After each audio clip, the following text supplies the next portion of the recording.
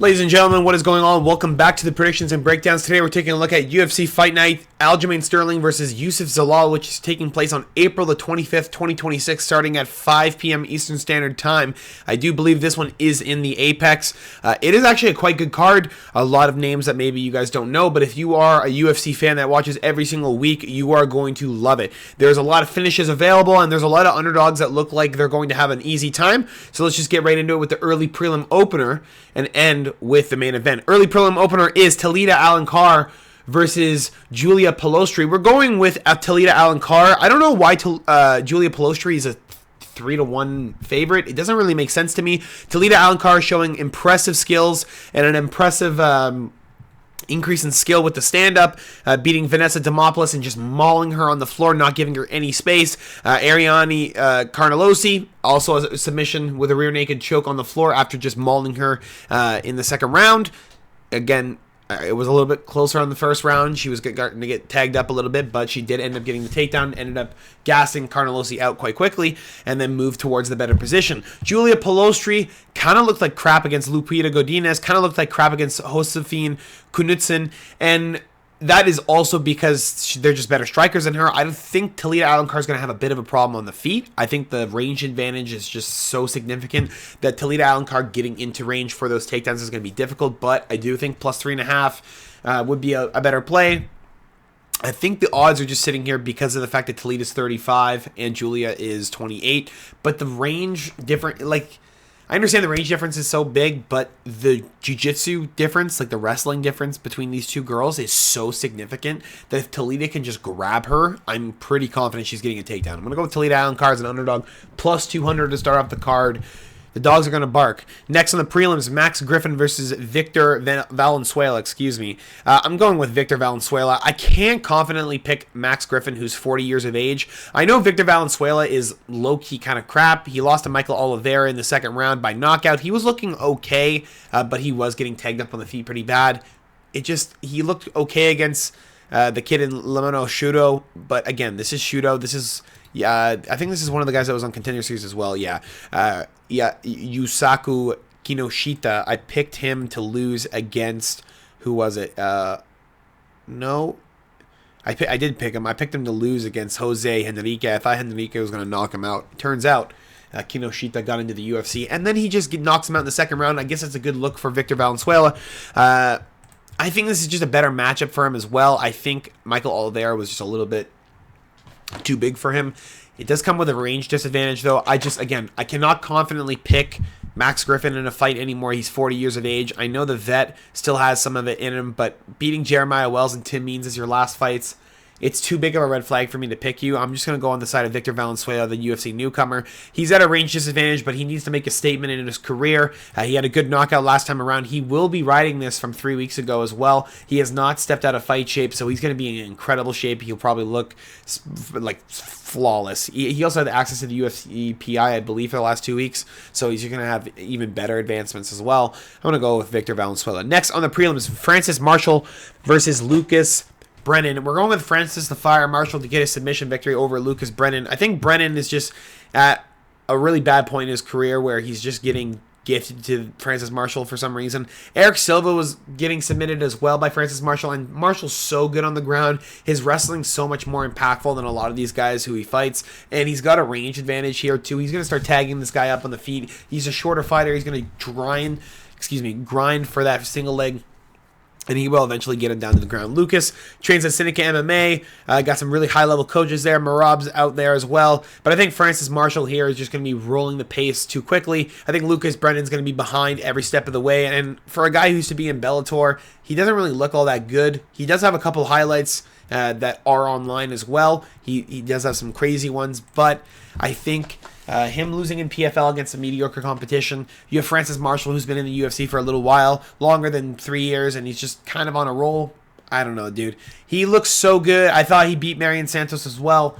I think he's just going to be on a pace here. It seems like 3 in a row for me. It's probably going to be 4 in a row here for Francis the Fire Marshall against Lucas Brennan. Again, minus 600 tags, a little bit wide, but I think he can get a finish over Lucas Brennan, seeing as majority of his wins are by submission. I think the wrestling game is way opened up for him, especially because Lucas is going to start to throw wild a little bit in the second and third round. It's going to be easy takedowns. Next, on the prelims, Rafael Filo versus Cody Durden. This one's quick and easy. Rafael Filo by submission or knockout. Cody Durden's at a point in his career where he's falling apart. His chin's not there anymore. He's losing to really, really bad guys. And Naim Yargel Turdenbarrel, that should have been an easy victory for Cody Durden 5 years ago.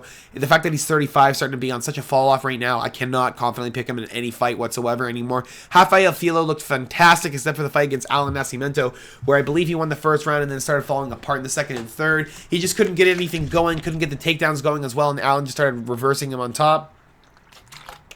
And it gives a lot of insight to the fact that Rafael is just not as high level in the jiu-jitsu, but he's just good as all-around fighter. And I think Cody Durden is just such a, like, he's not impactful anymore. I think Rafael Filo is just stronger, he's better, he's quicker, he's a real-life passer who takes this a hell of a lot more serious than Cody Durden ever did in his career. And Rafael Filo is actually trying to make a way to his top 10 spot. I'm going to have Rafael Filo to make it into the rankings by next Monday by probably submission or decision. I'm going with submission. I should be quick. Next, on the prelims, this one should be also easy. Mayra Bueno Silva versus Michelle Montag. Now, this could be a fraud check as well, but I don't think it will be. I think Michelle Montag is going to maul the shit out of Mayra Bueno Silva. Should be just a grappling advantage for Michelle Montag, and it should just be a striking advantage as well. Mayra Bueno Silva consistently has looked worse and worse in every single fight in the UFC. She doesn't really put anything out there to give anyone any issues, and she kind of just sits on her back whenever she gets taken down in a defensive guard. So I'm not really too worried about her when she gets taken down. There is no submission threat really, and there is no way she gets up to her feet because she just never really tries to. It seems like she just wants the ref to stand them up with inactivity, which never happens because the girls always throw pot shots. And Michelle Montag will not sit there and stall. She will throw some heat on Mayra Bueno Silva. I'm expecting a cut. I'm expecting maybe a finish by Michelle Montag. But we don't know. It should be on the ground. It should be a submission.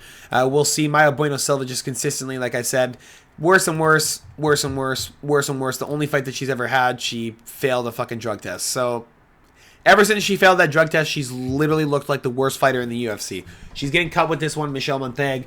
Minus 330 tag might be a little bit steep. It's going to get steeper by the end of the week, so just know that. All right, next on the prelim, Cedricus Dumas versus Jackson McVeigh. This is one Cedricus Dumas could actually win. Jackson McVeigh is fucking terrible, but he does have a striking advantage here against Cedricus Dumas, who consistently looks terrible. All things put aside, I know we don't really talk about personal issues here, but Cedricus Dumas is a domestic abuser as well. There's not a lot of love that I have for this guy. Hopefully, with all things considered and karma being a bitch, I think Cedricus Dumas is going to lose this by finish. I think he gets knocked out by Jackson McVeigh. But this is a red flag. I mean, I hate the guy, but this is a red flag fight. This is an upset alert, and this is a fight Cedricus Dumas... Oh my god, I'm speaking too fast. Cedricus Dumas could really wrestle fuck Jackson McVeigh into a guillotine. I'm not going to lie. Jackson McVeigh shoots his head in a little bit weird sometimes, and Cedricus Dumas will sit on it. He really does not give a shit. He's a good wrestler. He doesn't fuck around, and if Jackson McVeigh chooses to take that route in this fight, he will find himself in a very bad spot very quickly, seeing as Cedricus Dumas wants to just kind of maul you and put you in the floor. He was able to beat Dennis Talulin by doing the same thing. Jackson McVeigh here, kind of on a similar stature as Dennis Talulin, but I think Jackson McVeigh is just a little bit more pop in his shot, and I think this is a winnable fight for him. 6-2 in the career of Jackson McVeigh, 2-0 in the LFA, and somehow comes to the UFC 2-0, or excuse me, 0-2 to start. He should be able to win this fight against Cedricus Dumas, but again, Dumas, man, he's a good wrestler. He doesn't fuck around, and he really wants a win. He's really trying his best, so we'll see. Next on the prelims, Rodolfo Vieira versus Eric McConaughey at the featured prelim of the evening. Rodolfo Vieira is going to win by submission. It should be easy for Eric McConaughey to just get taken out. I mean, McConaughey's good on the feet. He had a good fight against Bison Sakayev until he just gets tagged in the third round. Nurse and Ruzaboyev got him out pretty quick as well, but the win over Cody Brundage is impressive. Rodolfo Vieira is just a little bit too good. He doesn't have the striking advantage whatsoever, but if Rodolfo Vieira grabs Eric McConaughey at all, he is ripping him to the floor and he's going to take him out. Eric McConaughey, if he starts to use his jab, he doesn't force himself upon Rodolfo Vieira. If he actually sits back, I could see Eric McConaughey taking this to decision and winning comfortably on the scorecard, seeing as Rodolfo Vieira's striking has never really gotten better. Bo Nickel is trash at striking, and Rodolfo Vieira got tagged up so bad he got head kicked into oblivion and got taken out in the third round. He never won a round. It wasn't even close. So I'm going to go with Adolfo Vieira to win on the line. Minus 250 is a little steep. Maybe Eric McConaughey plus 3.5, but you are a little bit worried about Adolfo Vieira's submission. He's a very dominant threat. This guy has a lot of submission victories in his career.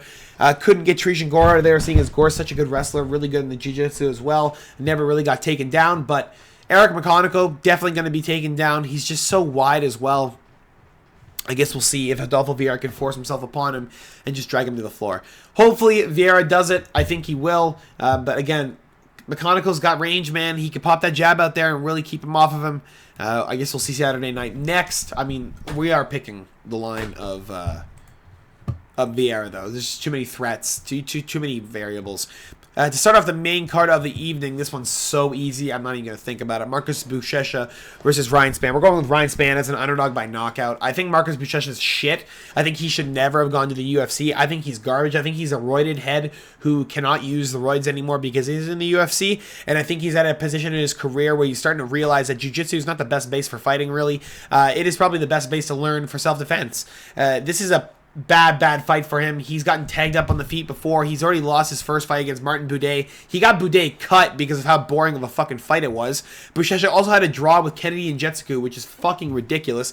Buchecha almost got out of there and got 10-8'd, I'm pretty sure, and then just got dragged into a decision somehow with Ryan Spann not being able to take him out of there. Or, excuse me, Kennedy and Jetsuku not being able to take him out of there. You have Ryan Spann here, Superman, looking for a big knockout as well since his last win against Lucas Bresky. And I think Marcus Buchecha is just another easy one for him. Should be a star Superman knockout, and I think it should be really, really easy for the 34-year-old to get it done over the 36-year-old. Okay, there's a 2-year gap there, which is pretty much prime ages, and Spann's got 1.5 inches of reach. He will be tagging Buchecha on the feet. This is not... It's going to be hard to take him down, man. He's 6'5". He's giant. He's going to have a wide base. Spann's been consistently a good wrestler his entire career. Hasn't really gotten submitted all that much. Anthony Smith did, but Anthony Smith is so good in jiu-jitsu. And he's just so good in wrestling as well. It's kind of just a drag down. Buchecha fucking sucks at wrestling. He's just only good at jiu-jitsu, so if you magically fall to the floor, that's where he fucking thrives. I think Ryan Spann here, going to be able to out-wrestle him. Going to be able to tag him up in the feet. Ryan Spann as an underdog. Give me plus 110 all day. Next on the main card of the evening, Montel Jackson versus Raoni Barcelos. We're going with Montel Jackson. I mean, he's got 9 inches of reach. I can't ignore that. I was really thinking about Raoni Barcelos too. He's on a roll. The guy's 38 years of age, though. He's taking on Montel Jackson, who just had a fucking weird fight with Davison Figueiredo in a split decision that should have easily went to Figgy 2-1.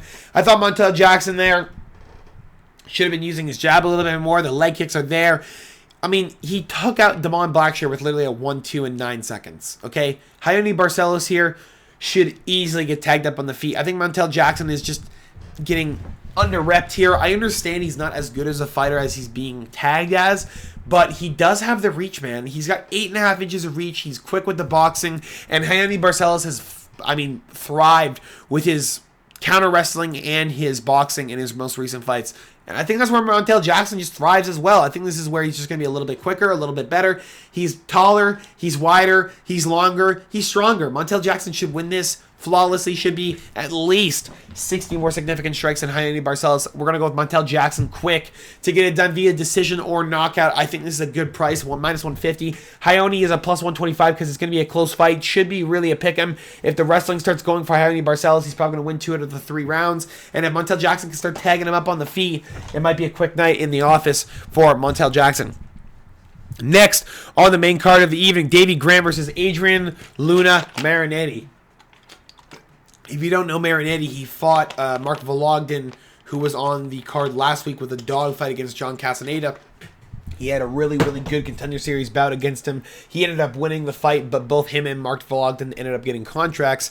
And this is the first fight and UFC debut for Adrian Marinetti. But I do believe, or Martinetti, what a fucking, whatever. Martinetti. I'm going to go with Davey Grant here to win against Adrian Martinetti. I think Davey Grant, being 40 years of age, just getting knocked out not that long ago by Charles Jourdain, I think he's coming in at a good spot. I think this is a good fight for him as well. I think Adrian Martinetti showed some flaws with his wrestling. I think he showed that he can get into a dogfight, but this is not going to be a dogfight. This is going to be Davey Grant wrestling and just kind of getting into a pace. I think Davy Grant's going to just take the easy route. I think he will end up with a submission victory over Adrian Martinetti, excuse me.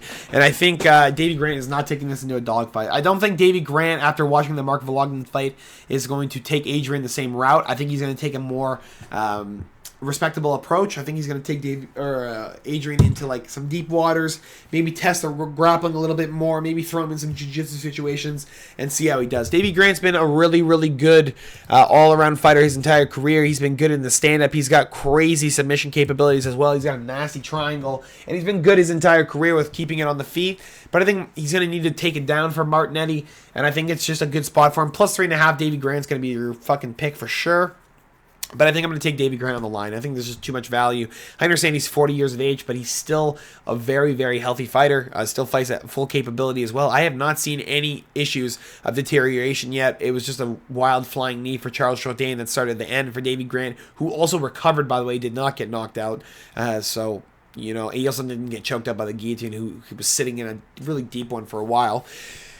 Adrian's probably going to get submitted. Davy Grant, money line, take it or leave it. Next on the main card, Rafa Garcia versus Alexander Hernandez. We're going with Hernandez by knockout. Rafa Garcia looks like crap on the striking. He was getting beaten up by Jared Gordon before he got taken down, or excuse me, before he took Jared Gordon down and knocked him out with elbows from the guard.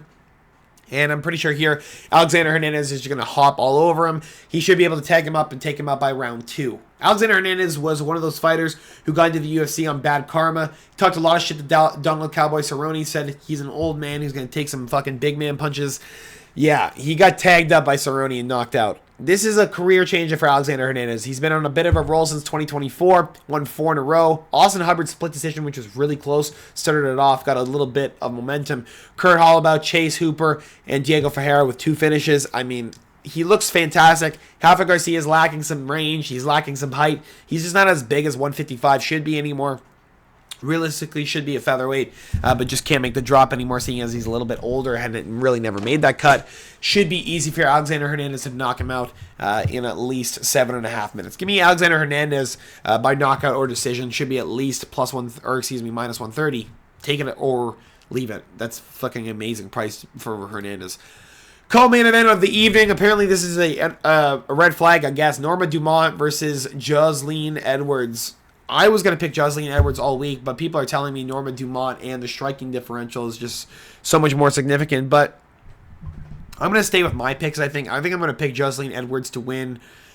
She hasn't really... you know what? No, I'm not. I'm going to pick Norma Dumont to win. Jocelyn Edwards hasn't really fought high level of competition. This is such a close fight for me. I really can't pick either girl. I would take 3.5 on Jocelyn Edwards if I'm being honest. I think it's just a little bit more value, and I think the girl's a little bit better. I think Norma Dumont's at a point in her career where she's just shit in the bed sometimes, but I think she's starting to pull it back a little bit. Split decision with Caitlin Vieira was close. Jocelyn Edwards, good striker, had a couple knockouts. Will she knock out Norma Dumont? She actually really could. It was really... Oh, why am I getting called here? Dude. I just can't confidently pick Jocelyn Edwards, dude. It's just too sketchy for me. It gets into the position where...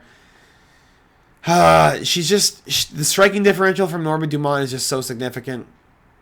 I'm just going to stay on the side of Norma Dumont. I'm going to probably take Jocelyn Edwards plus 3.5 if I'm being honest, but the line scares me. It's a good underdog pick. Fuck. Do I really want to switch it? Dude, what do I do? Caitlin Vieira, fucking low-key bum. Low-key bum fighter.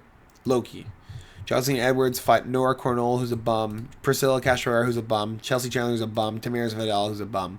We're going with Norma Dumont. That's all I got to say. Main event of the evening. If you guys did enjoy this, make sure to drop a like and subscribe if you have not already. Aljimain Sterling, the Funk Master versus Youssef Zalal. We're taking the underdog side of Aljimain Sterling. I was about to say Youssef Zalal. I'm dumb. Aljimain Sterling's going to out-wrestle Youssef Zalal. Should be a really easy fight. I don't know where the hell these lines are coming from. I understand Youssef Zalal's on a roll, but this guy has not fought the level that Aljimain Sterling is. He's fought Calvin Kattar, who's washed, Josh Emmett, who's washed, Jack Shore, washed, Jarno Aarons, washed, Billy Quarantello, washed. Bro, he's a favorite. Bite me. Aljimain Sterling's a plus 130 right now on Bet365. Place your bets because Aljimain Sterling is not losing this fight. I don't believe it for 1 second. The wrestling advantage is there. The grappling advantage is there. And By the way, the striking advantage is probably there. Aljimain's been consistently working on that striking since the Sean O'Malley fight. I think he's probably even had practice with him, and I think he's on a particular roll at 155, especially after moving up. We're going to wait. We're going back down to 145. I thought he was fighting at 155 now. I guess we're fighting at 145. That's fine. Oh, right, that's what it was. It was the bump up to 145. My bad. That's what I meant. My bad. My bad, boys. My bad. Aljimain Sterling at featherweight, dominant, monster, number 6 in the world, about to be number 4 after this one. Youssef Zalal is not making it up to a top 5 ranking. There's no fucking way. Aljimain Sterling is your lock of the week. He is the underdog lock of the week. He is your money lock of the week. Plus 5.5 if Aljimain Sterling is on DraftKings. Smash it. I do not see a way they lose. That's all I got for you guys this week. Hope you guys enjoyed. Make sure to drop a like. Like I said, helps me out, puts me in the algorithm, and puts you guys in a better spot where we can get some more people in comments for the predictions. That's all I got for you guys today. Hope you guys enjoy. I'll see you guys all later. Peace.